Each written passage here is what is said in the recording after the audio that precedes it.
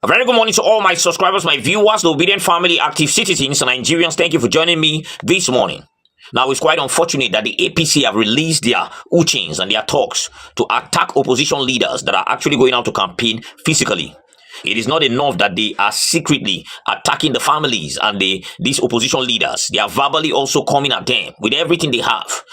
Now they are doing it openly, and it's quite unfortunate. Arigbe went for a function recently, to campaign in a place in Ogun State, and I can tell you that he narrowly escaped death. I'm going to be showing you snippets of that video so that you can actually see for yourself, him and his team. And not only that, we've seen how the governors, other people are coming to actually, insult the opposition, throw tantrums on them. This one, in fact, one person that have been very vocal about this of late is the Kaduna State governor. He's coming at Erifai and telling Erifai that, oh, you have joined the social media uchins. You don't win election on social media. All the social media noise is social media noise. On ground, we win election. And that is what have triggered the whole reaction from the opposition team and the obedience, everybody that is backing that this government needs to go out on how to actually deal with them. Because they come out to say, oh, we win election. They don't actually win election. They rig their ways through. They buy votes. They do a lot of despicable things. And some of the videos I'm going to be showing you what he said, some of the actions that took place, and then how they were trying to actually take out Arigbe because he actually went to campaign. And we know that these are plans and all that. There are people that have salted for them to do that. We're going to be talking about it briefly, but before I do that, let me quickly tell you that Sheikh Gumi have come out to say, oh, Israel mercenaries that are in the country are targeting some Islamic leaders to kill. Now, for those that are not fully informed about this whole thing, let me just tell you, allegedly it is believed that Mossad, is it Mossad or Mossad, these Israel mercenaries are actually in Nigeria to aid fight insecurity. And this has triggered some of the powerful, terrorist sympathizers that we have. And they are coming out to tell Bola Tinubu, chase these men away or it will affect you in your election. Blah, blah, blah. The threats is becoming too much. Now, on this one, I'm not even going to be looking at Bola Tinubu. I'm going to be looking at, Sheikh Gumi as a character that will come out and say, oh, what these people are targeting are Islamic leaders in Nigeria. They want to eliminate them. Let me allow you to watch that videos and show you the reactions of Nigerians to it, just a few. And when I come back, we'll continue. Please watch. Now, according to Parallel Facts, it reads, Gumi raises alarm over alleged Israel's Mossad plot to assassinate Muslim leaders in Nigeria. Now, let's get into the details. For those that are not aware, they said there's an allegation that the Israel Mossad are actually in Nigeria, collaborating with Nigeria to actually fight these whole, insurgents, Boko Haram and all that. And then Gumi is actually complaining. Let's get into the details. Now it reads, prominent Islamic scholar Dr. Ahmed Abubakar Mahmoud Gumi has voiced alarm over reports suggesting that Israel intelligence agency Mossad may be operating within Nigeria. In a statement shared on his social media platform, Gumi warned that such a presence could potentially result in the covert assassination of Muslim leaders across the country. He cited the death of former military head of state General Sani Abacha, alleging that Abacha was poisoned on the same night he hosted the late Pakistani leader Yasser Arafat in Abuja. How can this genocidal appetite government have a footing in Nigeria? He queried, warning that Bola Tinubu was ill-advised on the matters. According to Gumi, any such collaboration will cost him, that's Tinubu, a lot more than he may gain. I've seen it right. When Goodluck wanted to use mercenaries against these Boko Harams and all these terrorists, they actually stopped him. Now Bola Tinubu is doing almost the same thing, and now they are crying all over the TL. The truth is, look, Nigeria alone cannot fight this. They need external help. And I believe that is what they are trying to seek for. That is, if this news is actually factual. Let's take reactions. Zekunwa tweeted, he said, you think if Mossad enters Nigeria, you will know? You will only know when their mission is completed. There are agencies and there is Mossad. Legdong tweeted, he said, the new partnership of Israel and Nigerian government against terrorist fundamentalist jihad, aka bandits, has started yielding fruits and some people have entered panic mode. Please, what do you think? Ochichi tweeted, he said, the terrorist leaders that disguise themselves as Muslim leaders have started feeling the heat. As usual, they will send the usual suspect to parrot their opinion. If Buhari was alive, he would be the one to be lauding their demand as the former chief spokesperson of the Boko Haram. Now, these are some of the reactions to this. Let me just add one more and then we'll get back to the video.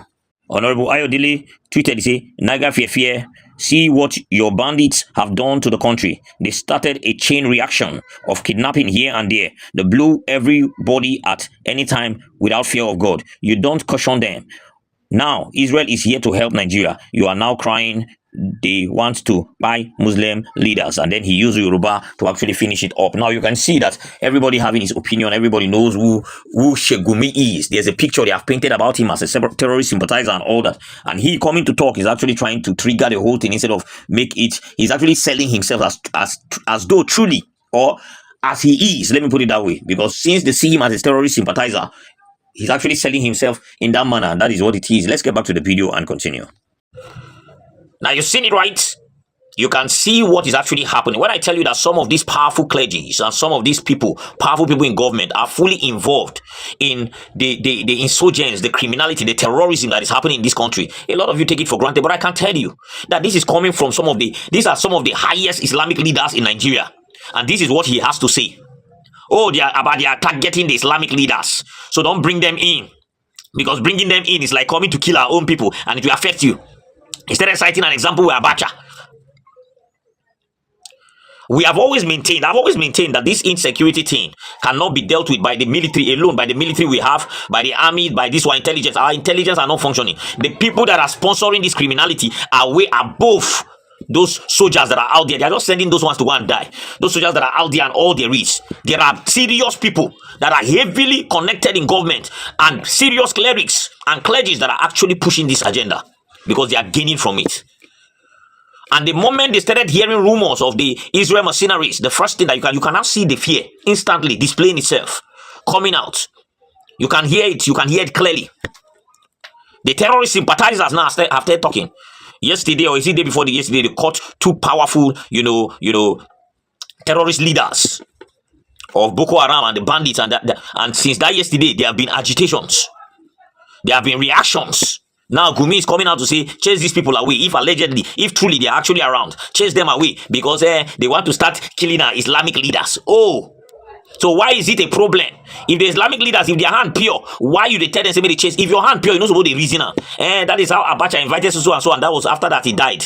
These are just flimsy excuses to allow terrorism to continue. And I've always maintained, Gumi is somebody that the government need to be very close to and check.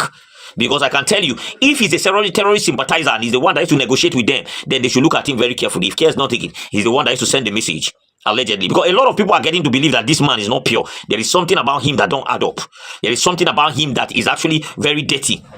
And they need to go and dig it out, because there is more to this that he keeps saying that makes the eye. But the government is not paying attention towards him, because he's one powerful person. So they try as much. In fact, if politicians want to gain position, they have to first go through him. But let me cut this here and then show you what is happening to our opposition leaders and all that. And when I come back, we'll wrap this up.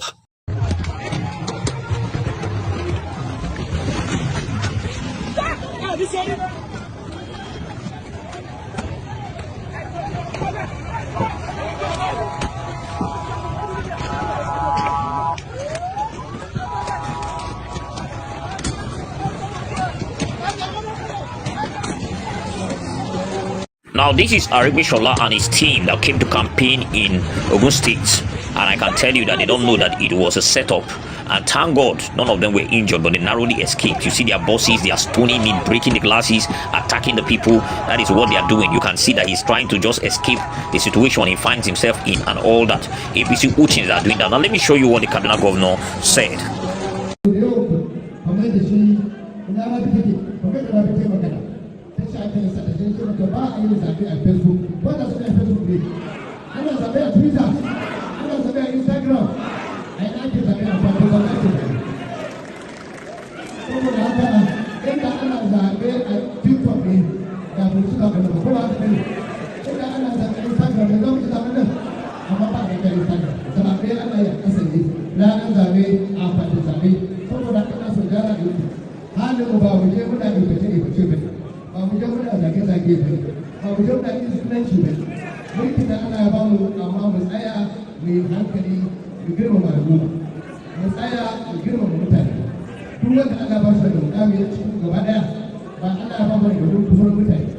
Now, for those that are not aware of what is happening here, he's actually shading El-Rufai. He's trying to tell El-Rufai that, look, social media is not what gives you votes. All those noise on social media and all that. Elections are not done on social media. Elections are done on the street. And at the end of the day, we will see the strong person is the person that wins. It's not somebody that is not the person that makes so much mouth on the social media. That's basically what he's trying to say. And then he went further to start talking about their victories and how they are supposed to use it and blah, blah, all those things around it. He's just throwing tantrums at El-Rufai. Let's get back to the video and then we'll wrap this up.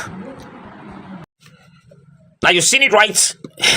A lot of people think that these guys are going to play the politics of fairness, the politics of let us go and shake hand and get signed peace accord. They are not. Let me tell you, all those peace accord, not just lie. In 2027, before the 2027 elections, the campaign, everybody need to sit tight because they are going to intimidate, they are going to frustrate, they are going to attack. We saw events that played out like that in Lagos State in 2023. Before 2023 elections, where Peter Obi went to go and campaign, and obedience, most of them were injured, most of them, they released talks all over the streets. We saw it clearly. And I can tell you that in 2027, it will be worse. They have started giving very clear samples of what will happen. They are not backing down on thuggery. They are not backing down on all those criminalities when it comes to election. We saw what happened, the vote buying and everything. Now we are seeing thuggery at play. So for anybody that is actually going out to campaign, especially in dominated areas of the person that is sitting at the top seat, you need to be very, very sensitive and careful. In the local government election, we saw what happened to one of the Labour Party candidates, where they say he was beating him and his team, where they narrowly escaped death. They were beating blue-black. The order was from the king. So in 2027, it's going to get worse. It's not going to be juicy. And that is why I said we must be able to gather along. So we must prepare ourselves. We must be ready. Because we already know the enemies we are fighting against. These guys are ruthless. They will do anything, whether crook or hook, to be able to hold power. They don't mind killing anybody. They don't mind if the country will burn down for them to remain there. And that is why they are already telling us clearly, Tinubu is not good luck. Meaning Tinubu will not just give power like that. Whether he loses, he's not just going to go and say, okay, I've lost, let me just go and sit one place. That's what they are trying to tell you.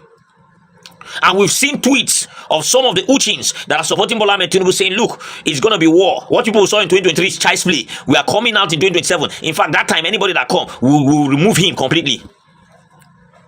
So now that they are giving these informations, and you know that if you are depending on the Nigerian security agencies or agents, the police or the DSS and the rest, trust me, you are in for a very long thing. Those people will never help you. So the earlier we start putting our acts together and start looking for a way to prepare ourselves so that it will be aura for aura, war for war, crisis for crisis. Everything they bring at us, we must be able to swallow it and then give them more. If not, we are not ready. This is a fight that is a fight. It's supposed to be a fight to finish. It's not a fight to back down or a fight to be dead. There's no gentility in this thing. They have started showing you the plans. They will attack you online. They will attack you physically. They are attacking everywhere now. Making people understand that, okay, we are preparing, showing you people what we are going to do. I told you that every move they make is a sign towards 2027. And if the opposition leaders and everybody is very sensitive, you'll be able to know that, okay, this is what they are planning ahead of time. Vote buying, attacking people, all those things, they are going to sum it up together. It's going to be a ruthless election. And then it needs the strong to survive it. And that is why it is better that the opposition start planning and start strategizing and start looking for ways to be able to match that energy and go above it.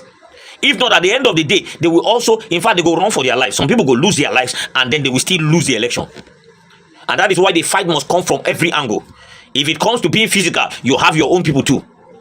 If it comes to the election ground, you have your own people stand by. Anything that will happen, may ground scatter. And that is the way you can actually fight these people. It's important that we put that out there. Now, let me drop this here, guys. Please.